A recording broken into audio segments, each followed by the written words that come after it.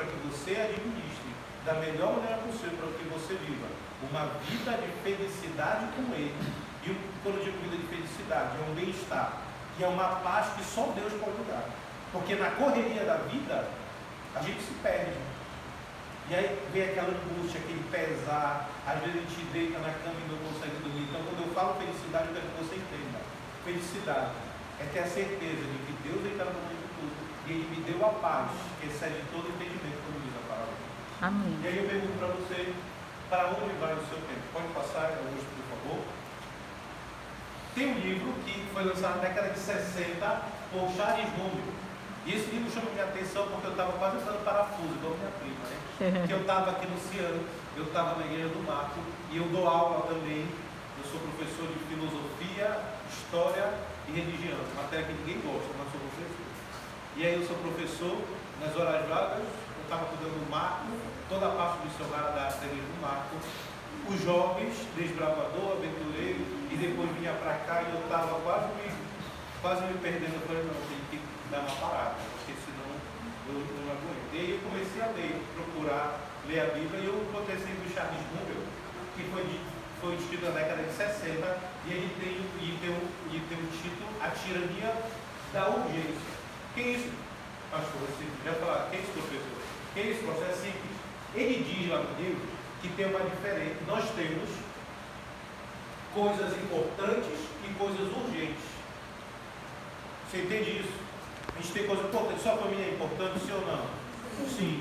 Mas existe, você está lá com a sua família, aparece algo urgente, o que é que você faz? Você deixa a sua família e vai fazer algo que é urgente. E ele fala que é esse o problema.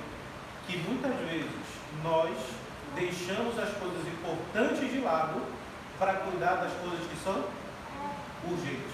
Vou pegar um exemplo aqui na igreja. A gente já está em construção aqui, então a nossa urgência é construir tudo para a gente passar de vez para cá. Só que isso, dentro da igreja, é mais importante? Não. Só que muitas vezes a gente troca o que é urgente pelo importante, pelo que é mais importante. Aquilo que é necessário. Nós estamos aqui no nosso... Nós fizemos o evangelismo, a gente estudou a Bíblia com aquelas pessoas. Existem coisas importantes e coisas urgentes. O que era urgente naquele evangelismo? Estudar a Bíblia para que eles aceitassem pelo Jesus. Só que a gente pode cair no erro de falar, não, tem um lanche para pegar ali, e a gente deixa para ir lá. Tem um cabo, tem uma música, ou tem qualquer coisa parecida. E justamente ele fala sobre isso. E quando eu vejo na palavra de Deus, eu também consigo ver isso. Lá você pode ler depois, mas lá em Mateus capítulo 6, ele fala assim, não se preocupe com coisa do mundo, porque assim como Deus cuida da ave, cuida das flores, ele também cuida de você. Porque muitas vezes a gente troca o importante pelo jeito. Pode passar lá. E aí eu faço essa reflexão que eu quero trazer aqui para vocês hoje, essa noite, é trazendo mais perguntas do que eu vou dar resposta, mas trazendo mais perguntas para que você reflita sobre você mesmo. Porque isso foi essencial para que a gente mudasse algumas coisas. Quanto tempo tem o seu dia? Eu posso dizer, todos nós temos 24 horas. Mas se você tivesse umas 5 horas a mais, dá para resolver muita coisa na sua vida? Tem dias que se a gente tivesse mais umas 12 horas a mais 1 hora a mais, a gente não conseguia resolver algumas coisas.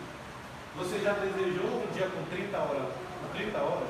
Ou já pensou assim naquela possibilidade de, Senhor, eu queria parar o tempo agora, fazer tudo que eu tenho que fazer e depois fazer o tempo andar? No final do dia, você enxerga um rastro de tarefas inacabadas? Você vive em constante tensão devido ao choque entre o que é urgente e o que é importante? Quando a gente fala sobre mordomia, a Bíblia me apresenta 4 pontos que são pontos essenciais: tempo, talento, templo e tesouro.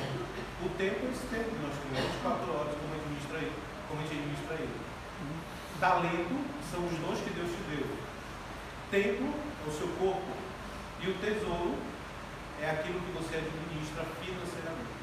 E aí o primeiro ponto que eu vim falar com vocês, na próxima a gente vai falar dos outros três, mas o primeiro ponto é o tempo. O que faz com que gere esse conflito, essa tensão na minha vida? O livro da tirania da urgência, ele já me deu a resposta. É porque muitas vezes nós trocamos o urgente por aquilo que é importante. E eu quero que você pare e pense, o que é importante para você? É dar um testemunho para a sua família? Ou é estar certo, muitas vezes? Porque dentro da discussão, quem é casado sabe disso, muitas vezes, mesmo você estando certo, qual é a coisa mais sábia de se fazer? É se calar e dar razão para outra pessoa. É aí que vem a ideia. O que é importante e o que é urgente. E aí eu faço outra pergunta para você. O que é importante na sua vida? E eu vou falar isso na sua vida pessoal. E essa pergunta é para que você mesmo responda para você. Na sua casa, o que é importante na sua casa? No seu trabalho, na sua escola, nas suas relações, no seu relacionamento, o que é importante? No seu contato, sua comunhão com Deus, o que é importante? No tempo que você está aqui dentro da igreja, o que é importante para você? Porque o que é importante vai trazer a noção de você da ideia de urgência daquilo que é importante. Pode passar aí. A tirania da urgência, ele diz que a nossa geração, isso foi na década de 60. Agora imagine hoje. Hoje a gente sabe que isso se agravou mais por duas coisas. O primeiro é o desenvolvimento profissional. Hoje todo mundo corre em busca dos seus sonhos. Isso não é um problema. Só que isso passa a ser um problema quando isso é uma urgência, mas não é algo tão importante. Eu tenho uma prima, ela quebrou o pé agora, mês passado, eu dormi 2 noites com ela no hospital, porque a mãe dela, que era minha tia, ela é cadeirante.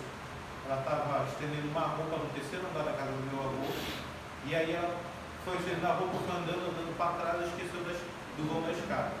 Aí ela caiu, quebrou a coluna, já tem, eu acho que uns 10 anos, 12 anos. Então, eu já viajei com ela para o Nordeste, lá para o Saara, para fazer tratamento, e eu sempre estou andando com ela para fazer.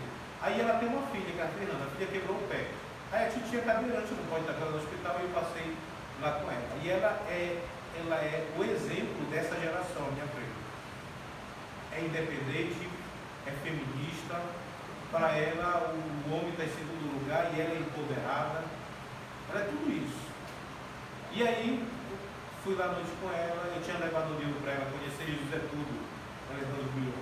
E ela começou a ler o livro, deu a meditação para ela, toda noite eu dou a meditação para ela. E ela falou assim, primo, sabe que eu... Não, a gente estava conversando e eu estava falando sobre meus filhos. O Azaf, a Eva e a Leila, o problema que a Leila tem e tudo mais. E eu falei assim, como é que tu tá? Tu tá? Perdão da palavra, se eu fui tratado, se vergonhiça, tu já decidiu a tua vida. Porque tu fica com outro, para mim você se vergonhiça. Aí ela começou a chegar, eu falei, sabe o que eu estava pensando esses dias? Eu estou aqui no hospital, eu falei o quê? Que hoje ela já está com 32 anos. Hoje aqui no hospital, sozinha, eu estou sentindo saudade de um esposo para estar me acompanhando durante esses dias aqui. Porque eu não posso ajudar a mamãe. Porque eu estou aqui no hospital. E se eu tivesse um esposo, ele estava cuidando de mim e também cuidando da minha mãe. Eu percebi que aquelas minhas ideias de feminismo, de disso, daquilo, aquilo outro, eu não dependo de ninguém e tudo mais. Hoje eu estou aqui, com o pé quebrado. E todo mundo que eu achava que não presta, porque ela era contra a igreja também. Então, crente ela não gostava. E quem foi que acudiu ela no momento que mais precisava? Os crentes. A mamãe, a minha irmã e eu. Os crentes que eu achava que não prestavam, foi os únicos que me ajudaram aqui. Os amigos de festa também não foi mais. E aí, nesse momento aí, eu comentei isso sobre ela. Sabe por quê? Porque até agora, tu buscou o que era mais urgente, não o que era mais importante. E eu pergunto para você de novo, quando sua relação com Deus, aqui dentro da igreja, o que é importante para você? Que a gente se apegue a tanta coisa minúscula, que a gente esquece o que realmente é importante. Eu tive uma experiência com uma tribo de índio, fui do Paraná, comportei lá, Laranjeira do Sul, a gente tinha que ir para Queda do Iguaçu, era uma cidade, eu nem sabia que existia essa cidade, mas existiu lá. Um irmão me emprestou um Fusca azul, e aí eu ia para comportar essa cidade. Só que para atravessar essa cidade, a gente passava pelo meio de uma tribo de indígena mesmo. Eles fechavam a estrada e tinha que dar um dinheiro, pelo menos 20 reais, 10 reais, para ele liberar para gente passar. Aí teve uma noite que o carro velho tem um problema. E ele só quer parar de funcionar na pior hora possível. E aí a gente entrou, passou pelo meio da reserva indígena, e aí o carro deu prego lá. O carro deu prego, aí lá veio um vizinho falando mais língua estranha, e depois tinha um que falava português, não, chegou o seguinte: tá precisando de ajuda? Eu falei: cara, tô, mas o negócio não tem dinheiro. Ele falou: não, a gente vai tentar te ajudar aqui. Era um carro que precisava conectar lá, e aí enquanto estava eu e o Leopoldo, enquanto o Leopoldo ia na cidade para comprar esse carro, eu fiquei esperando lá e comecei a conversar com eles sobre Deus. Falar sobre o que vocês acreditam. Eles começaram a falar. E ali, naquele contexto, eu entendi que o que era mais importante ali não era a roupa que eles estavam vestindo, naquela nossa conversa. Porque eles começaram a perguntar a Jesus: quem é Jesus? Eles sabiam que era Jesus, mas eles tinham aquele bloqueio cultural. Então Jesus para lá, e coisa que eu comecei a brincar com eles. Acho que eu comecei a brincar com eles lá, a conversar, e aí a conversa foi levando o menino, foi demorando, e eu comecei a falar: olha, eu estou estudando para ser pastor, e pergunto assim: mas como assim, pastor do quê? Da igreja, o que o pastor fala? Eu comecei a explicar para ele, e comecei a falar de Jesus, e aí eu percebi naquele momento que o mais importante, e isso muda a nossa percepção, quando a gente está num grupo fechado, que tem a sua própria cultura, que tem os seus próprios trejeitos, que tem a sua própria, seus próprios ritos. A gente percebe que o mais importante ali não era pregar sobre o sábado. O mais importante ali não era pregar sobre dízimos e ofertas. O mais importante ali não era pregar sobre roupas, vestimentos, algo parecido. Eu só tinha aquela oportunidade de falar de Jesus. O mais importante foi o quê? Falar de Jesus. Eu cheguei para um dos que estava lá, estava tocando um sonzinho lá no fundo, e aí eles começaram a brincar lá, só que começaram a falar de língua deles, eu não entendia nada. E aí eu comecei a falar de Jesus, porque ele morreu pelos teus pecados, normal, e ele falou assim: como assim morreu pelos meus pecados? Foi assim. Ele, sabe aquela dor que tu sente? E eu comecei a tentar trazer aquilo, ser mais palpável para ele. Ele falou assim: eu entendo, pois é, ele morreu por causa dos nossos pecados. Eu vim te dizer hoje, e foi um vídeo que eu vi do Alejandro Bunhão há muito tempo atrás, e algo que tinha me tocado, e eu usei a mesma frase. Deus, ele falou assim: mas você veio fazendo o que aqui? Eu podia dizer: eu vim ler livro, eu sou comportor. Quando eu falei assim: sabe o que eu vim fazer aqui? Eu vim fazer aqui vim aqui para dizer que Deus te ama, quer te salvar e teus pecados são perdoados. Eu não sei. O Leopoldo veio depois, a gente consegue tocar muito fora. Eu não sei que efeito surgiu no coração daquelas pessoas que estavam me escutando. Mas eu tenho certeza que o Espírito Santo já estava trabalhando no coração. É justamente isso. O que é urgente e o que é importante. E mais uma vez eu pergunto para você: dentro do reino de Deus, o que é importante para você? É ser salvo? É salvar sua família? É estar preparado para poder voltar no Deus do céu? É estar em constante comunhão com Deus todos os dias? O que é realmente importante para você? E quando eu falo isso, eu falo da questão do uso do seu tempo. Porque mesmo que Deus ele seja algo importante para a nossa vida, nós temos outras coisas que nós devemos também cuidar. Nosso trabalho, nossos estudos, e por aí vai partir. Para onde vai ser o tempo? Mais perguntas. Apenas para essa vida ou também para a eternidade? Em Salmo capítulo 90, versículo 12, você pode anotar aí depois, mas esse texto você já sabe. Ensina-nos a contar os nossos dias, para que alcancemos coração sábio. Tem uma versão de Martinho Lutero, que eu peguei essa versão que para mim explica melhor esse texto. Ensina-nos que um dia morreremos, para que aprendemos a usar bem o tempo que nós temos, ou para que aprendemos a ser sábios. Se Jesus não voltar daqui a 100 anos, todos nós que estamos aqui já vamos ter estado dormindo. A pergunta que eu faço: você está usando o seu tempo com sabedoria? Você está conseguindo separar o tempo para Deus, o tempo para a sua família, o tempo para o seu trabalho, para o seu estudo e para a pregação do Evangelho? Pode passar. O princípio de Jesus é esse.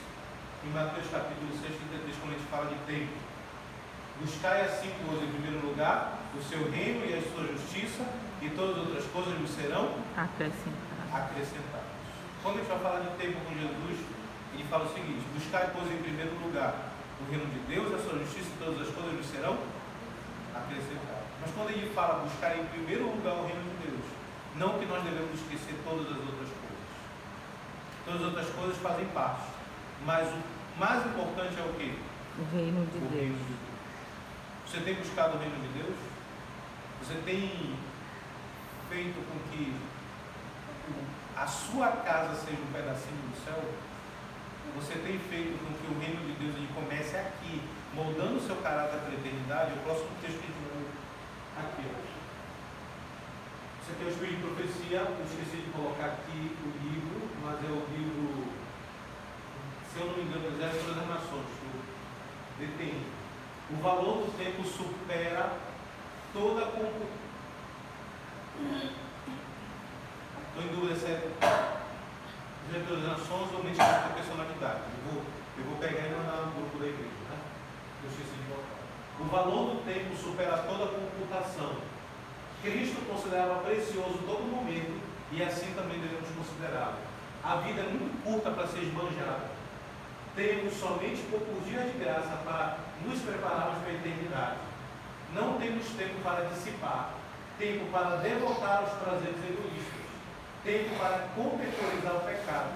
Agora é que nós devemos formar o caráter para a futura vida imortal. Agora é que nós devemos nos preparar para o juízo investigativo. Passa o outro, por favor. Pergunta número 1. Você tem dedicado o primeiro momento de cada manhã para estar na presença de Deus através da oração, do estudo da Bíblia e da lição da escola sabatina? Você não precisa me responder, mas eu pergunto para você: você tem dedicado esse primeiro tempo? E é um primeiro tempo que não deve atrapalhar as suas outras obrigações. Se eu tenho um compromisso 7 horas da manhã, eu devo acordar que horas para o meu devocionário? 5h30. Se eu tenho um compromisso 6 horas, eu tenho que acordar quando? 4h30. A gente não deve, meu relacionamento com Deus, atrapalhar todas as minhas obrigações. Porque assim como Daniel, olha Daniel, ele era um governador, ele tinha suas obrigações, mas a sua comunhão com Deus não atrapalhava as suas obrigações. E as suas obrigações testemunhavam do amor de Deus para as outras pessoas que estavam ao seu redor. E aí eu posso pegar o exemplo de Esdras, eu posso pegar o exemplo de Neemias, eu posso pegar o exemplo de Esther, eu posso pegar vários exemplos da Bíblia de pessoas que não deixaram as suas obrigações de lado para estar na comunhão com Deus. Segunda pergunta: você realiza diariamente o culto familiar? Você se reúne com seu esposo, com a sua esposa, com seu irmão, com a sua irmã, com seu neto, com seu filho? Ou você mesmo tenta de alguma forma trazer as pessoas para estudar a Bíblia com você durante o culto familiar? Terceiro, você tem reservado o sábado como santo ao Senhor para que você e sua família desfrutem da verdadeira comunhão com o Criador? Essa é uma pergunta que eu faço para você. Há um tempo atrás, e agora a gente vai voltar a fazer isso de novo, eu e minha família. Eu estou dando isso como exemplo. No começo foi difícil, depois deu certo. Eu juntava eu, a Leila e o Azar, eu não tinha ela. A gente ia para o Santo Antônio. Sábado à tarde a gente ia dar uma volta lá para visitar os velhinhos do asilo lá do Santo Antônio. Tem uma casa que recebe menores que foram abusadas ou abandonados, que era mal antigo. Sábado à tarde juntava todos para ir lá para mostrar o grande amor de Deus para essas pessoas. Porque muitas vezes a gente fica tão concentrado aqui dentro que a gente esquece que aqui é só o pit stop. A corrida está lá fora. Igual uma corrida de... Sabe aquela corrida de Fórmula 1? O pit stop serve para quê? Para trocar o pneu e reabastecer. Mas a corrida, na verdade, está onde? Lá fora. Lá fora. Muita gente se concentra tanto aqui que a gente esquece que a corrida é onde? Que a corrida é lá fora. Eu mandei um vídeo aí para ti. Eu creio que esse vídeo é um pouquinho antigo, 2008, mas eu creio que vocês acompanhassem ele comigo. De alguém que não deixou de fazer suas obrigações e aproveitou o máximo de tempo possível para levar também outras pessoas a encontrar com Jesus.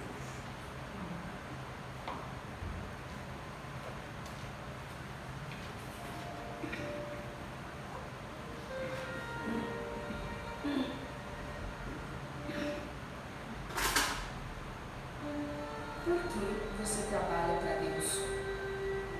Já se perguntou o que poderia estar fazendo agora, ao invés de gastar tempo com a igreja?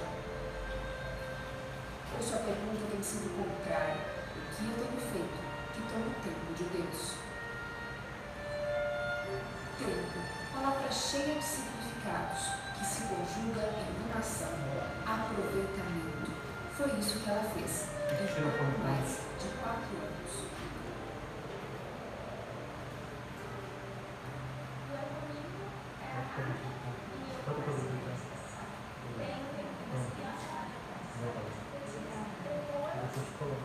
Você trabalha.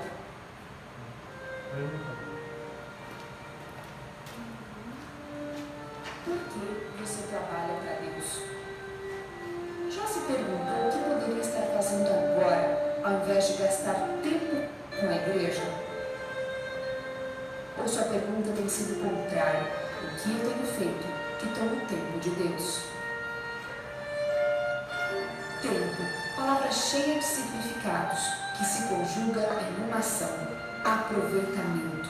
Foi isso que ela fez, em pouco mais de 4 anos. E ao domingo é a rádio e eu começo com a meditação. Tem o tempinho das crianças, onde eu conto historinhas infantis. Depois vem os brindes e assim é o programa de todos os domingos. Segunda-feira de manhã eu estudo e à tarde a gente faz bastante trabalho no Senado. Terça-feira eu visito o asilo e lá a gente canta, a gente ora, a gente brinca. Tem algumas pessoas até que são sozinhas, assim, sabe, que se abrem bastante com a gente. Quarta-feira a gente se reúne na minha casa para fazer a cooperativa. A gente faz telha, decupagem, a gente faz biscuit, vidros, a gente faz porta-retrato de EVA, a gente faz minha geladeira, várias coisas de artesanato, porque as famílias que trabalham na cooperativa são famílias bem carentes. Sexta-feira eu montei um grupo de oração intercessória. Então cada criança pega esse pedido de oração que vem de várias igrejas e ora por esse nome que pegou no papelzinho. Essa oração intercessória é bem interessante porque muitos pedidos já foram respondidos através das nossas orações, né? Porque a oração tem poder. Aos sábados, eu me acordo um pouquinho mais cedo e convido algumas crianças para irem à igreja. Essa é a minha semana. No sábado, na mesma semana, eu me batizei. Na outra quinta, eu montei um pequeno grupo. A primeira pessoa que eu fui foi no Robert. Disse assim: Robert, tu vai ser muito importante para o pequeno grupo, Robert. Um fazia chamada, outro era diácono, outro era recepcionista, outro era diaconisa, outro entregava a folhinha do tema. Só que cada um que tinha seu cargo tinha que levar 2 amiguinhos. Então o número de crianças foi aumentando. De 10 foi para 20, 25 e hoje se encontram as 45 crianças. O interessante é que através do meu pequeno grupo, deu para fazer todos esses trabalhos missionários. Eu sou uma criança normal, porque eu estudo, eu brinco quando dá tempo, curto os meus pais, curto as minhas irmãs. Jesus nos dá 24 horas. Se tirarmos uma hora para fazer um trabalho missionário, entregar um folheto, entregar um curso bíblico, porque Jesus está voltando, Ele está mostrando sinais, profecias, isso tudo está se cumprindo. Se não fazermos a nossa parte agora, se quiser fazer amanhã, talvez não dê tempo. As crianças se juntaram e descobriram que, como a gauchinha de Pelotas, outros poderiam se juntar em pequenos grupos e falar da Bíblia. Fazer o trabalho de Deus é resultado de uma vida consagrada. E essa vida só aparece quando o próprio eu morre. E foi a morte que separou a igreja desta rotina. O acidente, em março deste ano, matou a jovem com 14 anos e mais 3 mulheres da sua família. E mesmo na morte, continuou